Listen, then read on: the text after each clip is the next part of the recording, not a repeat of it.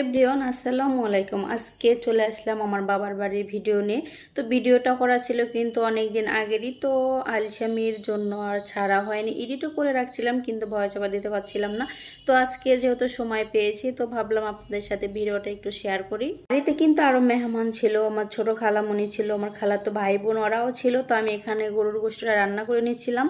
আর এইদিকে দেখি মা হচ্ছে চিতই পিঠা বানাবে, তো ওটা গোলাটা গুলিয়ে নিচ্ছিল। আর এদিকে আমার দুই বোন সুন্দরভাবে বসে আছে এতিমের মতো আমার দিকে তাকিয়ে, কখন তাদেরকে আমি গোশ উঠিয়ে দেব, মানে রান্না করা গোশ, আর তখন তারা খাবে। তো যাই হোক একটু মজা করলাম।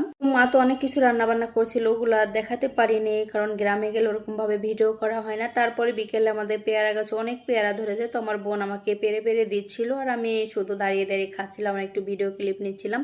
আর এইদিকে দেখি আমার বাড়ির পাশে সুন্দর একটা জায়গা, ওখানে একটু ভিডিও ক্লিপ নিয়ে চলে আসলাম। তারপরের দিন দেখি আমার খালামণি চলে যাচ্ছে, মানে আমার মামা বাড়িতে চলে যাবে। তো আমাকে বলছিল কিন্তু আমি বলছি যে না, আমি ঢাকা চলে যাব কালকে, তাই আমি আর আমার খালামণির সাথে যাইনি।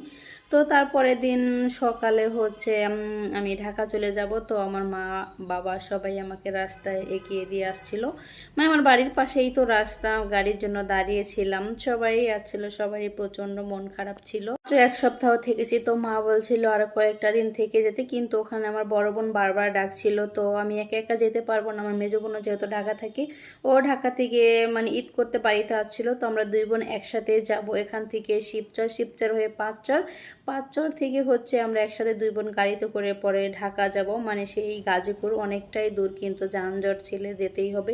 এইখানেই আমাদের সেই মানে স্কুল জীবনটা কাটিয়েছি, প্রায় সেই 5টা বছর এই স্কুলে আমরা কাটিয়েছি। যে তো মানে পিছনে যে রাস্তাগুলো দেখালাম, কত যে স্মৃতি, এখান দিয়ে হেঁটে হেঁটে 2-3 বার করে হেঁটে হেঁটে আসতাম, মানে অনেকটাই দূর ছিল। তারপরেও হেঁটে আসতাম বান্ধবীর সাথে গল্প করতে করতে।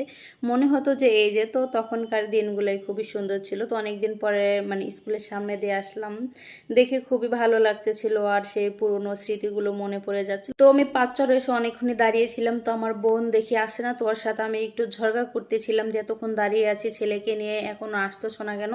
তো বললে যে ওখান দিয়ে অনেক ঘুরিয়ে আসতে হয়েছে। তারপরে হচ্ছে আমরা কিছুক্ষণ দাঁড়িয়ে থেকে সুন্দর দিকে একটা বাসে উঠে গেছি, মানে যেই বাসে মানে লোকাল বাস না। তো ফার্স্ট টাইম আমি যেহেতু পর্দা সেতুতে উঠবো, তো আমার মানে এক্সাইটমেন্টের ঠেলায় আমি যে কি করব বুঝতেই পারতেছি না, আর খুবই ভালো লাগতেছিল দেখে। আমার বোন বলছিল যে তুমি ভিডিওতে বলো যে ফার্স্ট টাইম পদ্মা সেতুতে উঠলাম, আর বাংলাদেশে থাকা অবস্থায় আমি মনে হয় সবার শেষে পদ্মা সেতুতে উঠলাম।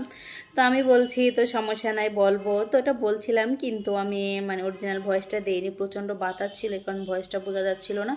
আর অনেক মেঘলা ওয়েদার ছিল। আর এই তো সেই অনেক